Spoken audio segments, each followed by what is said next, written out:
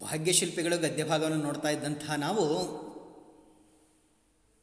ನಮ್ಮ ಕರ್ನಾಟಕದ ಭಾಗ್ಯಶಿಲ್ಪಿಯಾಗಿರ್ತಕ್ಕಂತಹ ನಾಲ್ವಡಿ ಕೃಷ್ಣರಾಜ ಒಡೆಯರ ಸಾಧನೆಗಳನ್ನು ತಿಳ್ಕೊಂಡು ಮತ್ತೊಬ್ಬ ಭಾಗ್ಯಶಿಲ್ಪಿಯಾಗಿರ್ತಕ್ಕಂತಹ ಸರ್ ಎಂ ವಿಶ್ವೇಶ್ವರಯ್ಯನವ್ರನ್ನ ಪ್ರಧಾನಮಂತ್ರಿ ಜವಾಹರ್ಲಾಲ್ ನೆಹರು ಅವರು ಯಾವ ರೀತಿ ಮುಕ್ತಕಂಠದಿಂದ ಹೊಗಳಿದರು ಅಂತಕ್ಕಂತಹದನ್ನು ನೋಡಿದ್ವಿ. ವಿಶ್ವೇಶ್ವರಯ್ಯನವರ ಬಾಲ್ಯ ಜೀವನದ ಬಗ್ಗೆ ತಿಳ್ಕೊಂಡ್ವಿ. ಮೋಕ್ಷಗುಂಡಂ ಅಂತಕ್ಕಂತಹ ಹೆಸರು ಅವರ ಮನೆತನಕ್ಕೆ ಬರಲಿಕ್ಕೆ ಕಾರಣ ಏನು ಅನ್ನೋದನ್ನು ತಿಳ್ಕೊಂಡ್ವಿ. ವಿಶ್ವೇಶ್ವರಯ್ಯನವರ ಪ್ರಾಥಮಿಕ ಶಿಕ್ಷಣ, ಪ್ರೌಢ ಶಿಕ್ಷಣ ಮತ್ತು ಕಾಲೇಜು ಶಿಕ್ಷಣ ಎಲ್ಲಿ ನಡೀತು ಅನ್ನೋದನ್ನು ತಿಳ್ಕೊಂಡ್ವಿ. ಜೇಮ್ಸ್ ಬರ್ಕ್ಲಿ ಬಹುಮಾನಕ್ಕೆ ಅವರು ಪಾತ್ರರಾಗಲಿಕ್ಕೆ ಕಾರಣ ಏನು ಅಂತಕ್ಕಂಥದ್ದನ್ನು ತಿಳ್ಕೊಂಡ್ವಿ. ಆನಂತರ ಅವರ ವೃತ್ತಿ ಜೀವನವನ್ನು ನೋಡಿದಂತಹ ನಾವು ಸಹಾಯಕ ಇಂಜಿನಿಯರ್ ಆಗಿ ಅವರು ಏನೇನು ಸೇವೆ ಸಲ್ಲಿಸಿದರು ಅಂತಕ್ಕಂತಹದನ್ನು ನೋಡಿದ್ವಿ. ಆನಂತರ ಹೈದರಾಬಾದ್ ನಗರದ ಸಮಸ್ಯೆಯನ್ನು ತಡೀಲಿಕ್ಕೆ ಅವರು ಏನು ಮಾಡಿದರು ಅಂತಕ್ಕಂತಹ ವಿಚಾರವನ್ನು ನಾವು ತಿಳ್ಕೊಂಡ್ವಿ. ಅದಲ್ಲದೆ ಮೈಸೂರಿಗೆ ವರ್ಗವಾದಂತಹ ಅವರು ಮೈಸೂರು ಸಂಸ್ಥಾನದಲ್ಲಿ 3 ವರ್ಷಗಳ ಕಾಲ ಚೀಫ್ ಇಂಜಿನಿಯರ್ ಆಗಿ ಏನು ಕಾರ್ಯನಿರ್ವಹಿಸ್ತಾರಲ್ಲ, ಆವಾಗ ಮಾಡಿದಂತಹ ಕಾರ್ಯಗಳು ಏನು ಅನ್ನೋದನ್ನು ನಾವು ನೋಡಿದ್ವಿ. ಈ ರೀತಿ ಕಾರ್ಯವೈಖರಿಯನ್ನು ಕಂಡಂತಹ ನಾಲ್ವಡಿ ಕೃಷ್ಣರಾಜ ಒಡೆಯರು ವಿಶ್ವೇಶ್ವರಯ್ಯನವ್ರನ್ನ ದಿವಾನರನ್ನಾಗಿ ಮಾಡೋ ಮುಖಾಂತರ ಹೊಸ ಮನ್ವಂತರಕ್ಕೆ ಅಡಿಪಾಯ ಹಾಕಿದರು ಅನ್ನೋದನ್ನು ನಾವು ತಿಳ್ಕೊಂಡ್ವಿ. ಅಷ್ಟೇ ಅಲ್ಲದೆ ಅವರು ಯಾವ ರೀತಿಯ ಎಂತಹ ವ್ಯಕ್ತಿತ್ವವನ್ನು ಹೊಂದಿದ್ರು ಅಂತಕ್ಕಂಥದ್ದನ್ನು ನಾವು ನೋಡಿದ್ವಿ.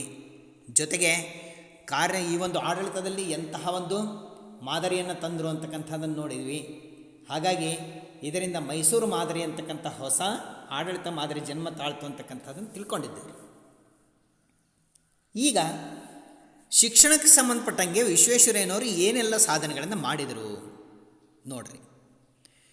ವಿಶ್ವೇಶ್ವರಯ್ಯ ಅವರು ಆಧುನಿಕ ಶಿಕ್ಷಣವೇ ಎಲ್ಲ ಸಮಸ್ಯೆಗಳಿಗೂ ಪರಮೋಚ್ಚ ಪರಿಹಾರವೆಂದು ನಂಬಿದ್ದರು. ಪರಮೋಚ್ಚ ಬಿಡಿಸ್ಬರೆದಾಗ ಪರಮ ಪ್ಲಸ್ ಉಚ್ಚ ಅಂದರೆ ಶ್ರೇಷ್ಠವಾಗಿರ್ತಕ್ಕಂತಹ ಒಂದು ಪರಿಹಾರ ಯಾವುದು ಅಂತಂದರೆ ಆಧುನಿಕ ಶಿಕ್ಷಣ. ಯಾವುದಕ್ಕೆ? ಎಲ್ಲ ಸಮಸ್ಯೆಗಳನ್ನು ಪರಿಹಾರ ಮಾಡಲಿಕ್ಕೆ ಶಿಕ್ಷಣ ಬೇಕು.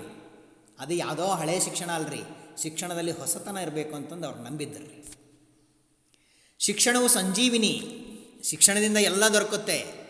ಅದು ಸತ್ತಂತಹ ವ್ಯಕ್ತಿಗೆ ಮತ್ತೆ ಹೊಸ ಜನ್ಮವನ್ನು ನೀಡ್ತಕ್ಕಂತಹ ಒಂದು ಸಂಜೀವಿನಿ ಅದು ಅಂತಂದು ಅವ್ರು ಅರ್ಥ ಮಾಡ್ಕೊಂಡಿದ್ದಾರೆ ಎಂಬುದನ್ನು ಅರಿತಿದ್ದ ಅವರು ಶಿಕ್ಷಣದ ವಿವಿಧ ಯೋಜನೆಗಳನ್ನು ರೂಪಿಸಿದರು. ಶಿಕ್ಷಣದ ಅಭಿವೃದ್ಧಿ ಆಗಬೇಕು ಅಂತಂದು ಅನೇಕ ಪ್ಲಾನ್ಗಳನ್ನು ಹಾಕ್ಯಂತಾರೆ ಅವರು. ಯೋಜನೆ ಅಂತಂದರೆ ಪ್ಲಾನ್. ಅದಕ್ಕಾಗಿ 1913ರಲ್ಲಿ ಪ್ರಾಥಮಿಕ ಶಿಕ್ಷಣ ನಿಬಂಧನೆಯನ್ನು ಜಾರಿಗೆ ತಂದರು. ಇದು ನೆನ್ಪಿಡ್ಕೊಳ್ರಿ, ಅಂಡರ್ಲೈನ್ ಮಾಡ್ಕೋಬೇಕಾದ್ನ. 1913ರಲ್ಲಿ ಪ್ರಾಥಮಿಕ ಶಿಕ್ಷಣ ನಿಬಂಧನೆ, ಅದರ ಅರ್ಥ ಅದು ಏನಪ್ಪ ಅಂತಂದರೆ ಮೈಸೂರು ರಾಜ್ಯದಲ್ಲಿರ್ತಕ್ಕಂತಹ ಎಲ್ಲ ಬಾಲಕ ಬಾಲಕಿಯರು 6ರಿಂದ 14 ವರ್ಷದ ಒಳಗಿನ ಬಾಲಕ ಬಾಲಕಿಯರು ಉಚಿತ ಮತ್ತು ಕಡ್ಡಾಯ ಶಿಕ್ಷಣವನ್ನು ಪಡ್ಕೊಳ್ಳೇಬೇಕು. ಇದು ನಿಬಂಧನೆ. 1913ರಲ್ಲಿ ಈ ಪ್ರಾಥಮಿಕ ಶಿಕ್ಷಣ ನಿಬಂಧನೆ 1913ರಲ್ಲಿ ಈ ಪ್ರಾಥಮಿಕ ಶಿಕ್ಷಣ ನಿಬಂಧನೆ ಜಾರಿಗೆ ತರ್ತಾರೆ. ಪ್ರೌಢ ಶಿಕ್ಷಣ ಶಾಲೆಗಳು ಮದ್ರಾಸ್ ವಿಶ್ವವಿದ್ಯಾಲಯದ ನಿಯಂತ್ರಣಕ್ಕೆ ಒಳಪಟ್ಟಿದ್ದವು. ಆವಾಗೆಲ್ಲ ಹೈಸ್ಕೂಲನ್ನು ಯಾರು ನಡೆಸ್ತಿದ್ರಪ್ಪ ಅಂತಂದ್ರೆ ಮದ್ರಾಸ್ ಸರ್ಕಾರ ನಡೆಸ್ತಾ ಇತ್ತು ರೀ. ಮದ್ರಾಸ್ ವಿಶ್ವವಿದ್ಯಾಲಯ ನಡೆಸ್ತಾ ಇತ್ತು.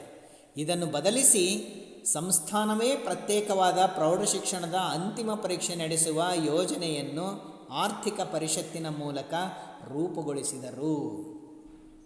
ಇಲ್ಲ ನಮ್ಮ ಶಿಕ್ಷಣವನ್ನು ಮದ್ರಾಸ್ ವಿಶ್ವವಿದ್ಯಾಲಯ ನೋಡ್ಕೊಳ್ಳೋದು ಬೇಡ, ನಮ್ಮ ಮೈಸೂರಿನಲ್ಲಿ ನೀಡ್ತಕ್ಕಂಥ ಶಿಕ್ಷಣವನ್ನು ನಾವೇ ನಿಭಾಯಿಸೋಣ, ಅದರ ಜವಾಬ್ದಾರಿಯನ್ನು ನಾವೇ ಹೊತ್ಕೊಳ್ಳೋಣ ಅಂತಂದು ಪ್ರತ್ಯೇಕವಾಗಿರ್ತಕ್ಕಂಥ ಪ್ರೌಢ ಶಿಕ್ಷಣವನ್ನು ನಡೆಸ್ತಾರೆ ರೀ ಅವರು. ಪ್ರೌಢ ಶಿಕ್ಷಣದ ಅಂತಿಮ ಪರೀಕ್ಷೆ ನಡೆಸುವ ಯೋಜನೆಯನ್ನು ಹಾಕಿಕೊಳ್ತಾರೆ. ಈ ರೀತಿ ಮದ್ರಾಸ್ ವಿಶ್ವವಿದ್ಯಾಲಯದ ಅಧಿಪತ್ಯದಲ್ಲಿದ್ದಂತಹ ಆ ಒಂದು ಪ್ರೌಢ ಶಿಕ್ಷಣವನ್ನು ತಮ್ಮ ವಶಕ್ಕೆ ತೆಗೆದುಕೊಳ್ತಾರೆ. ಮೈಸೂರು ವಿಶ್ವವಿದ್ಯಾಲಯದ ಸ್ಥಾಪನೆ ಇವರ ದೂರದೃಷ್ಟಿಯ ಮತ್ತೊಂದು ಫಲಶ್ರುತಿ. 1915-16 ಇದೇ ಸರಿಸುಮಾರಿನಲ್ಲಿ ಈ ಮೈಸೂರು ವಿಶ್ವವಿದ್ಯಾಲಯ ಸ್ಥಾಪನೆ ಆಗತ್ತೆ. ಕರ್ನಾಟಕದ ಮೊಟ್ಟ ಮೊದಲ ವಿಶ್ವವಿದ್ಯಾನಿಲಯ, ದೊಡ್ಡ ವಿಶ್ವವಿದ್ಯಾನಿಲಯ. ಹಾಗಾದರೆ ಇವರ ದೂರದೃಷ್ಟಿ ಎಷ್ಟಿತ್ತು ಅನ್ನೋದಕ್ಕೆ, ಅಂದರೆ ಮುಂದಾಲೋಚನೆ ಎಷ್ಟು ಮುಂದಾಲೋಚನೆ ಮಾಡ್ತಿದ್ರು ಅನ್ನೋದಕ್ಕೆ ಒಂದು ಉದಾಹರಣೆ ರೀ ಅದು ಮೈಸೂರು ವಿಶ್ವವಿದ್ಯಾಲಯ. ಶಿಕ್ಷಣಕ್ಕಾಗಿ ಶಿಕ್ಷಣವಿರಬೇಕು, ಅದು ಕೆಲವೇ ಜನರ ಸೊತ್ತಾಗದೆ ಪ್ರಗತಿಪರ ರಾಜ್ಯದಲ್ಲಿ ಎಲ್ಲರ ಆಜನ್ಮ ಸಿದ್ಧ ಹಕ್ಕಾಗಬೇಕು. ಶಿಕ್ಷಣ ಯಾವುದೇ ರಾಜಕೀಯ ಆಗಿರಬಾರ್ದು, ಅದು ಯಾವುದೇ ತಾರತಮ್ಯತೆ ಇರಬಾರ್ದು. ಅದರಲ್ಲಿ ಶಿಕ್ಷಣ ಅಂದರೆ ಶಿಕ್ಷಣ ಅಷ್ಟೇ, ಅದನ್ನು ಬಿಟ್ಟು ಬೇರೆ ಏನೂ ಇಲ್ಲ. ಅದು ಕೇವಲ ಕೆಲವರಿಗೆ ಅಷ್ಟೇ ಸಿಗೋದಲ್ಲ, ಪ್ರಗತಿಪರ ರಾಜ್ಯದಲ್ಲಿ ಎಲ್ಲರೂ ಶಿಕ್ಷಣ ಪಡ್ಕೋಬೇಕು ಅನ್ನೋದು ಇವರ ಒಂದು ನಿಲುವಾಗಿತ್ತು. ಆಜನ್ಮ ಸಿದ್ಧ ಹಕ್ಕಾಗಬೇಕು ಅಂತಂದು ಅವರು ವಿಚಾರ ಮಾಡ್ತಾಯಿದ್ರು. ಪ್ರತಿಯೊಬ್ಬರಿಗೂ ಆ ಹಕ್ಕಿದೆ, ಶಿಕ್ಷಣವನ್ನು ಪಡ್ಕೊಳ್ತಕ್ಕಂಥ ಹಕ್ಕಿದೆ ಎಂಬುದನ್ನು ಮನೆಗೊಂಡು ಇವರು ತಾಂತ್ರಿಕ ಮತ್ತು ವೃತ್ತಿಪರ ಶಿಕ್ಷಣಕ್ಕೆ ಆದ್ಯತೆ ನೀಡಿದರು. ತಾಂತ್ರಿಕ ಶಿಕ್ಷಣ ಅಂತಂದರೆ ಟೆಕ್ನಿಕಲ್ ಕೋರ್ಸಸ್ ರೀ, ಡಿಪ್ಲೊಮೊ, ಇಂಜಿನಿಯರಿಂಗ್ ಇವನ್ನೆಲ್ಲ ಶುರು ಮಾಡಿದರು. ವೃತ್ತಿಪರ ಶಿಕ್ಷಣ ವೊಕೇಶ್ನಲ್ ಕೋರ್ಸಸ್ ರೀ, carpentry, tailoring, mobile repair, computer repair mobile repair ಅವಾಗ ಇದ್ದಿಲ್ಲ. ಅಂದರೆ ಇವೆಲ್ಲವೂ ಈ ವೆಕೇಶ್ನಲ್ ಕೋರ್ಸಲ್ಲಿ ಬರ್ತಕ್ಕಂಥ ವೆಕೇಶ್ನಲ್ ಎಜುಕೇಷನ್, ಇವಕ್ಕೆಲ್ಲ ಆದ್ಯತೆ ನೀಡಿದರು, ಪ್ರಾಮುಖ್ಯತೆಯನ್ನು ನೀಡ್ತಾರೆ ರೀ. ಇದಕ್ಕಾಗಿಯೇ ಬೆಂಗಳೂರಿನಲ್ಲಿ ಮೆಕ್ಯಾನಿಕಲ್ ಎಂಜಿನಿಯರಿಂಗ್ ಶಾಲೆ, ಮೈಸೂರಿನಲ್ಲಿ ಚಾಮರಾಜೇಂದ್ರ ತಾಂತ್ರಿಕ ಸಂಸ್ಥೆಗಳನ್ನು ಪ್ರಾರಂಭಿಸಿದರು. ಈಗಲೂ ಅದಾವ್ರಿ. ವಿಶ್ವೇಶ್ವರಯ್ಯ ತಾಂತ್ರಿಕ ವಿಶ್ವವಿದ್ಯಾಲಯ ಬೆಂಗಳೂರು, ನಮ್ಮ ವಿಶ್ವೇಶ್ವರಯ್ಯನವರು ಸ್ಥಾಪನೆ ಮಾಡಿದಂತಹದ್ದು. ಇನ್ನು ಮೈಸೂರಿನಾಗೆ ಚಾಮರಾಜೇಂದ್ರ ತಾಂತ್ರಿಕ ಸಂಸ್ಥೆಯನ್ನು ಸ್ಥಾಪನೆ ಮಾಡ್ತಾರೆ. ಜಯ ಚಾಮರಾಜೇಂದ್ರ ಒಡೆಯರ್ ಅವರು ದೊಡ್ಡ ಒಡೆಯರ್ ರೀ, ದೊಡ್ಡ ರಾಜರು, ಅವರ ಹೆಸರಿನಲ್ಲಿ ಸ್ಥಾಪನೆ ಮಾಡ್ತಾರೆ. ಏಕೀಕೃತ ಕರ್ನಾಟಕದ ರಚನೆ ಮತ್ತು ಕನ್ನಡ ಭಾಷೆ ಹಾಗೂ ಸಾಹಿತ್ಯಗಳ ಬಗ್ಗೆ ಸಾರ್ವಜನಿಕರಲ್ಲಿ ಉಂಟಾಗಿದ್ದ ಒಲವನ್ನು ಮನಗಂಡು ಕನ್ನಡ ಸಾಹಿತ್ಯ ಪರಿಷತ್ತನ್ನು ಸ್ಥಾಪಿಸಿದ್ದು ಅವರ ಕಾಲದ ಮತ್ತೊಂದು ಮಹತ್ವದ ಸಾಧನೆ.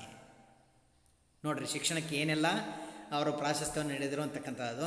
ಅಂದರೆ ಏಕೀಕೃತ ಕರ್ನಾಟಕದ ರಚನೆ ಆಗಬೇಕು, ಕರ್ನಾಟಕ ಏಕೀಕರಣ ಆಗಬೇಕು, ಕನ್ನಡ ಮತ್ತು ಭಾಷೆ ಮತ್ತು ಸಾಹಿತ್ಯದಲ್ಲಿ ಕನ್ನಡಿಗರ ಇದ್ದಂತಹ ಒಂದು ಪ್ರೀತಿಯನ್ನು ಕಂಡುಬಿಟ್ಟು, ಹಾಗಾದರೆ ಈ ಪ್ರೀತಿಯನ್ನು ಹೆಚ್ಚು ಮಾಡಬೇಕು ಅಂತಕ್ಕಂಥ ಉದ್ದೇಶದಿಂದ ಕನ್ನಡ ಸಾಹಿತ್ಯ ಪರಿಷತ್ತನ್ನು ಸ್ಥಾಪನೆ ಮಾಡ್ತಾರೆ. ಇವರ ಕಾಲದ ಇದು ಮತ್ತೊಂದು ಮಹತ್ವದ ಸಾಧನೆ.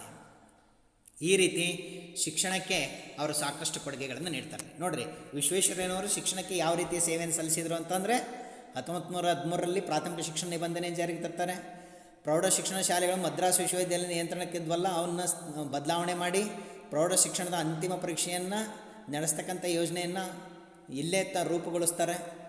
ಆಮೇಲೆ ಶಿಕ್ಷಣಕ್ಕಾಗಿ ಶಿಕ್ಷಣ ಇರಬೇಕು ಅಂತಕ್ಕಂಥ ಉದ್ದೇಶದಿಂದ, ಶಿಕ್ಷಣ ಪ್ರತಿಯೊಬ್ಬರಿಗೂ ಆಜನ್ಮಸಿದ್ಧ ಹಕ್ಕಾಗಬೇಕು ಅಂತಕ್ಕಂಥ ಉದ್ದೇಶದಿಂದ ತಾಂತ್ರಿಕ ಮತ್ತು ವೃತ್ತಿಪರ ಶಿಕ್ಷಣಕ್ಕೆ ಆದ್ಯತೆ ನೀಡ್ತಾರೆ. ಬೆಂಗಳೂರಿನಲ್ಲಿ ಮೆಕ್ಯಾನಿಕಲ್ ಇಂಜಿನಿಯರಿಂಗ್ ಶಾಲೆಯನ್ನು ಸ್ಥಾಪನೆ ಮಾಡ್ತಾರೆ. ಮೈಸೂರಿನಲ್ಲಿ ಚಾಮರಾಜೇಂದ್ರ ತಾಂತ್ರಿಕ ಸಂಸ್ಥೆಯನ್ನು ಸ್ಥಾಪನೆ ಮಾಡ್ತಾರೆ. ಇದಲ್ಲದೆ ಏಕೀಕೃತ ಕರ್ನಾಟಕದ ರಚನೆ, ಕನ್ನಡ ನಾಡನುಡಿಯ ಉದ್ಧಾರ, ಕನ್ನಡ ಸಾಹಿತ್ಯದ ರಚನೆ, ಕನ್ನಡ ಸಾಹಿತ್ಯದ ಒಂದು ಬಗೆಗಿನ ಒಲವು, ಇವನ್ನೆಲ್ಲ ನೋಡಿಬಿಟ್ಟು ಕನ್ನಡ ಸಾಹಿತ್ಯ ಪರಿಷತ್ತಿನ ರಚನೆ ಮಾಡ್ತಾರೆ. ಇವು ವಿಶ್ವೇಶ್ವರಯ್ಯನವರು ನೀಡಿದಂತಹ ಕೊಡುಗೆಗಳು. ಯಾವ ಕ್ಷೇತ್ರಕ್ಕೆ ಅಂತಂದರೆ ಶಿಕ್ಷಣ ಕ್ಷೇತ್ರಕ್ಕೆ ನೀಡಿದಂತಹ ಕೊಡುಗೆಗಳು. ಇಷ್ಟೇ ಅಲ್ಲದೆ ವಿಶ್ವೇಶ್ವರಯ್ಯ ಅವರು ಕೈಗಾರಿಕೆಗೆ ಅಗ್ರ ಪ್ರಾಶಸ್ತ್ಯ ನೀಡಿದ್ದರು. ಇಂಡಸ್ಟ್ರೀಸ್ ಡೆವಲಪ್ ಆಗಬೇಕು ಅನ್ನೋದು ಭಾಳ ಕನಸು, ದೊಡ್ಡ ಕನಸಾಗಿತ್ತು ರೀ ಇವ್ರದ್ದು. ಕೈಗಾರಿಕೀಕರಣ ಇಲ್ಲವೇ ಅವನತಿ, ಇಂಡಸ್ಟ್ರಿಯಲೈಜೇಷನ್ ನೈವತ್ತು, ಅವನತಿ ಅಂತಂದರೆ ಸಂಪೂರ್ಣ ನಾಶ. ಇಂಡಸ್ಟ್ರಿಯಲೈಜೇಷನ್ ಆಗಬೇಕು, ಇಲ್ಲ ಅಂತಂದರೆ ಈ ಸಮಾಜ ಅಂತಕ್ಕಂಥದ್ದು ಅವನತಿ ಕಡೆಗೆ ಹೋಗುತ್ತೆ ಅಂತಂದು ಘೋಷಣೆ ಮಾಡಿದ್ದಾರೆ ಅವರು. ಕೈಗಾರಿಕೀಕರಣ ಆಗಬೇಕು ಅಂತಕ್ಕಂಥ ಅದಕ್ಕೆ ಹೆಚ್ಚಿನ ಮಹತ್ವವನ್ನು ನೀಡಿದರು. ಹಾಗಾಗಿ ಎಷ್ಟು ಕೈಗಾರಿಕೆಗಳನ್ನು ಅವರು ಸ್ಥಾಪನೆ ಮಾಡ್ತಾರೆ ಅಂತಂದರೆ ನೋಡ್ರಿ, ಅಲ್ಲಿ ಭದ್ರಾವತಿಯಲ್ಲಿ ಕಬ್ಬಿಣ ಮತ್ತು ಉಕ್ಕಿನ ಕಾರ್ಖಾನೆಯನ್ನು ಸ್ಥಾಪಿಸೋದು ಅವರ ದೊಡ್ಡ ಗುರಿಯಾಗಿತ್ತು, ಸ್ಥಾಪನೆ ಮಾಡಿದ್ದಾರೆ. ಇದಲ್ಲದೆ ಹಂಚಿನ ಕಾರ್ಖಾನೆ, ಟೈಲ್ಸ್, ರೂಪ್ ಟೈಲ್ಸ್, ಮೂಳೆ ಮತ್ತು ಗೊಬ್ಬರ ತಯಾರಿಕಾ ಸ್ಥಾವರ, ಗೊಬ್ಬರ ತಯಾರಿಸ್ತಕ್ಕಂಥ ಕಾರ್ಖಾನೆಗಳನ್ನು ಸ್ಥಾಪನೆ ಮಾಡ್ತಾರೆ. ಸಕ್ಕರೆ ಕಾರ್ಖಾನೆ, ಔಷಧ ತಯಾರಿಕಾ ಘಟಕ, ಗಂಧದ ಎಣ್ಣೆ, ಬೆಂಕಿ ಕಡ್ಡಿ ಹಾಗೂ ಕಾಗದದ ಕಾರ್ಖಾನೆಗಳು ಸ್ಥಾಪಿತವಾದವು. ಅದಕ್ಕೆಲ್ಲ ಉತ್ತೇಜನ ನೀಡಿದರು ಸರ್ ಎಂ ವಿಶ್ವೇಶ್ವರಯ್ಯನವರು. ಇಷ್ಟೆಲ್ಲ ಕಾರ್ಖಾನೆಗಳು ಅಸ್ತಿತ್ವಕ್ಕೆ ಬಂದವು ರೀ. ಸೋಪು ಹಾಗೂ ಲೋಹ ತಯಾರಿಕೆ, ಕಲೆ ಮತ್ತು ಕರಕುಶಲ ಡಿಪೋ, ಕೃಷ್ಣರಾಜೇಂದ್ರ ಬಟ್ಟೆ ಗಿರಣಿ, ಕಾಗದದ ತಿರುಳು, ರಟ್ಟು, ಪೆನ್ಸಿಲ್ಲು, ಬೆಂಕಿ ಕಡ್ಡಿ ಮತ್ತು ಪೀಠೋಪಕರಣಗಳ ತಯಾರಿಕಾ ಘಟಕಗಳು, ಹೀಗೆ ನೂರಾರು ಕೈಗಾರಿಕೆಗಳು ಪ್ರಾರಂಭಗೊಂಡವು. ಪೀಠೋಪಕರಣ ಅಂತಂದರೆ ಕೂತ್ಕೊಳ್ತಕ್ಕಂಥ ಇವು ಬೆಂಚ್ ಆಗಿರ್ಬೋದು, ಮೇಜ್ ಆಗಿರ್ಬೋದು, ಕುರ್ಚಿ ಆಗಿರ್ಬೋದು, ಇಂಥ ನೂರಾರು ಕೈಗಾರಿಕೆಗಳನ್ನು ಸ್ಥಾಪನೆ ಮಾಡ್ತಾರೆ. ಯಾಕಂತಂದರೆ ಅವರು ತಿಳ್ಕೊಂಡಿದ್ರು ಕೈಗಾರಿಕೀಕರಣ ಇಲ್ಲವೇ ಅವನತಿ, ಕೈಗಾರಿಕೀಕರಣ ಆಗಬೇಕು, ಇಲ್ಲ ಅಂತಂದರೆ ದೇಶ ನಾಶವಾಗುತ್ತೆ ಅಂತಂದು ಭಾವಿಸಿದಂತಹ ಅವರು ಈ ರೀತಿ ನೂರಾರು ಕೈಗಾರಿಕೆಗಳನ್ನು ಪ್ರಾರಂಭಗೊಳ್ಳಲಿಕ್ಕೆ ಅವರು ಸಾಕಷ್ಟು ಪ್ರೋತ್ಸಾಹವನ್ನು ನೀಡ್ತಾರೆ. ಇದು ಅವರು ಕೈಗಾರಿಕೆಗೆ ಅಗ್ರ ಪ್ರಾಶಸ್ತ್ಯ ನೀಡಿದಂತಹ ರೀತಿ. ಇನ್ನು ಆರ್ಥಿಕ ಚಟುವಟಿಕೆಗಳಿಗೆ ಭದ್ರ ಬುನಾದಿ ಹಾಕುವ ಉದ್ದೇಶದಿಂದ ಬಿಸ್ನೆಸ್, ವಾಣಿಜ್ಯ ಕ್ಷೇತ್ರ ಅದು ಇಂಪ್ರೂವ್ ಆಗ್ಬೇಕಲ್ರಿ. ಹಾಗಾಗಿ ಅದಕ್ಕೆ ಅವ್ರು ಏನು ಮಾಡಿದರು ಅಂತಂದರೆ ಈ ಆರ್ಥಿಕ ಚಟುವಟಿಕೆಗಳಿಗೆ ಒಳ್ಳೆ ತಳಹದಿ ಹಾಕಬೇಕು ಅಂತಕ್ಕಂಥ ಉದ್ದೇಶದಿಂದ ಹಣಕಾಸು ನೀತಿಯಲ್ಲಿ ಮಾರ್ಪಾಡು ಮಾಡಿದರು. ಅವ್ರ ಫೈನಾನ್ಷಿಯಲ್ ವಿಚಾರಗಳಿಗೆ ಸ್ವಲ್ಪ ಬದಲಾವಣೆ ಮಾಡ್ತಾರೆ ರೀ. ಇದಕ್ಕಾಗಿ 1913ರಲ್ಲಿ ಮೈಸೂರು ಬ್ಯಾಂಕನ್ನು ಸ್ಥಾಪಿಸಿದರು. ಸ್ಟೇಟ್ ಬ್ಯಾಂಕ್ ಆಫ್ ಮೈಸೂರು, ಈಗ ಸ್ಟೇಟ್ ಬ್ಯಾಂಕ್ ಆಫ್ ಮೈಸೂರು ಅಂತ ಹೇಳ್ತೀವಿ, ಆ ಮೈಸೂರು ಬ್ಯಾಂಕ್ ಅಂತ ಹೇಳ್ತಿದ್ದಾರೆ. ಅದು 1913 ಸ್ಥಾಪನೆ ಮಾಡ್ತಾರೆ.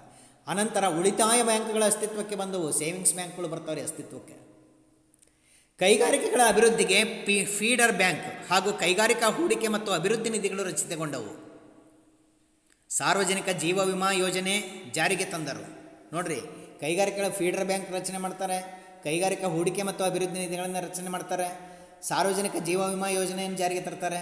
ಇನ್ಸೂರೆನ್ಸ್ ಅಂತ ಏನು ಹೇಳ್ತೇವ್ರಲ್ಲಿ, ಲೈಫ್ ಇನ್ಸೂರೆನ್ಸ್, ಅದನ್ನು LIC.